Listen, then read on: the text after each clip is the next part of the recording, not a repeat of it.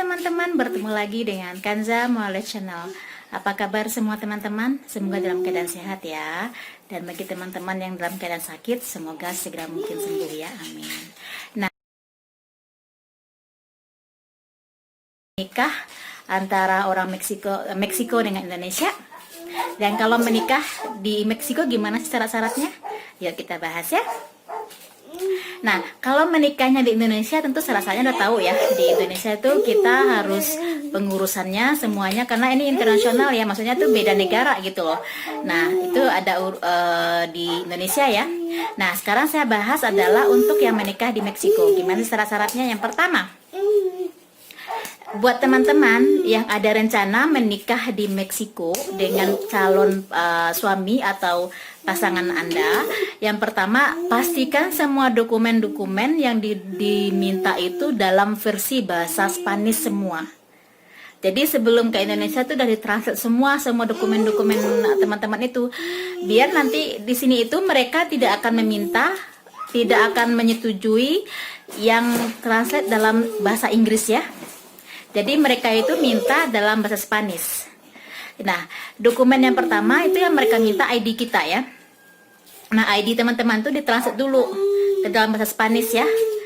Dan itu kan ada cap, itu kan nggak hanya cukup sama translate aja. Itu kan ada sampai ke Kementerian Hukum dan HAM dan sebagainya, kan banyak itu ya.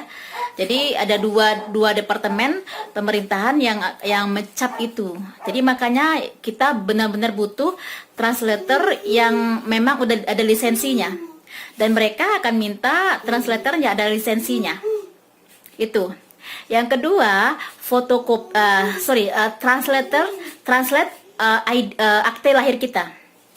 Nah, ini yang penting ya. Akte lahir ini dan semua dokumen lah ya. Pastikan Anda menikah di sini tidak jauh bedanya dari Anda terakhir mentranslate semua dokumen-dokumen Anda. Kenapa? Karena di sini itu mereka akan minta time-nya nggak boleh lebih dari 6 bulan kalau saya nggak salah ya. Saya udah lama sih menikahnya ya, jadi nggak begitu terus lagi berapa bulan mereka minta. Jadi itu pastikan itu ya, translate-nya jangan terlalu lama dari time-nya ya, kan ada saya natur dari Kementerian Hukum dan HAM dan Kementerian satu lagi saya lupa namanya itu. Ya, kalau Anda translate by translator yang ada lisensinya, mereka tahu kok itu. Nah, ini tinggal dibilang aja. Jadi langsung ditranslate sama mereka ke dalam bahasa Spanish seperti itu. Nah, itu yang dibawa ke sini. Ya. Kenapa? Karena di sini itu semua dokumen-dokumen kalau orang Meksiko itu di catatan sipilnya itu terstruktur ya. Jadi pas mereka butuh itu mereka tinggal datang ke sipil aja. Kalau di sini ya, datang ke sipil aja terus minta kopinya data mereka. Gampang kalau di sini. Gitu, ya. Terus yang ketiga, biasanya di sini itu mereka kan minta tuh untuk ID kita, terus juga akte lahir kita, terus biasanya tuh kita tinggal di mana di Indonesianya, orang tua kita dan lain sebagainya kayak gitu ya, orang tua kita kedua-duanya. Terus yang kalau untuk calon suami orang Meksiko atau calon istri orang Meksiko tentu dia udah tahu ya syarat-syarat seperti apa di sini. Itu juga sama ya, ID-nya mereka, ID Meksikonya. Kalau sini kan nggak ada masalah ya karena mereka udah pakai bahasa Spanyol semua ya. Terus electricity ya, listrik ya. Dan mereka di sini punya tempat tinggal yang ada listriknya dan tentu dibayar sekian bayarnya. Nah, itu ya kalau kita menikah dengan orang Meksiko agak sedikit ribet di sini ya. Nah, kalau mereka sama Meksiko gampang aja, tinggal datang terus mereka bisa langsung menikah di sini, gampang banget. Nah, itu ya. Jadi, pastikan semua ID-ID kita itu udah ditranslate semuanya. Dan rumah kita ya, tempat tinggal kita di Indonesia itu ada surat keterangan tuh pas kita move ke sini. Minta surat keterangan dari RT atau RW atau kelurahan ya, kelurahan setempat. Dan ditranslate dulu ke dalam bahasa Spanish ya. Semua itu kalau memastikan bahwa kita memang tinggal di sini, tinggal di daerah tersebut dan kita berstatus single atau bercerai itu apa ya namanya ya? Bercerai tanpa anak, bercerai dengan anak, ya begitulah, saya lupa bercerai gitu loh, atau begitu bercerai dan sebagainya kayak gitu. Maaf ya anak saya ribut. Nah itu ya. Jadi kalau seandainya pas mau pindah itu kan ada minta surat keterangan seperti itu, karena itu yang diminta di sini ya syaratnya sama mereka. Dan kalau untuk ID calon pasangan di sini kan nggak ada masalah ya, tinggal mereka urus dari sini seperti itu. Nah, terus kalau seandainya enggak pun, kalau nggak sempat lagi mengurus di Indonesia untuk translate dan sebagainya, ya mungkin bisa translate di sini. Cuma masalahnya nanti kan harus ada signatur dari Kum dan HAM. Aku kok lupa satu lagi itu apa ya, kementerian apa sih namanya, itu lagi gitu ya. Nah itu karena nanti akan berhubungan juga nanti atas nama anak. Kalau anak kita udah lahir, kalau seandainya kita WNI adalah wanita ya, ataupun laki-laki sama aja saya pikir ya. Nah kalau seandainya nanti anak udah lahir kan kita harus lapor tuh, anak kita lahir harus dilapor ke KBRI yang ada di sini. Nah itu juga ada syaratnya seperti itu. Nah kan diminta tuh yang aslinya, mereka biasanya minta gitu loh. Dan hati-hati ya, di sini itu mereka minta semuanya dokumen tuh asli ya, asli. Jadi pastikan translate-nya itu yang udah make sure ya, yang jangan sampai yang dokumen asli kita yang dikasih, karena dokumen asli kita kan juga butuh nanti untuk di Indonesia gitu loh. Gitu yang dipastikan ya.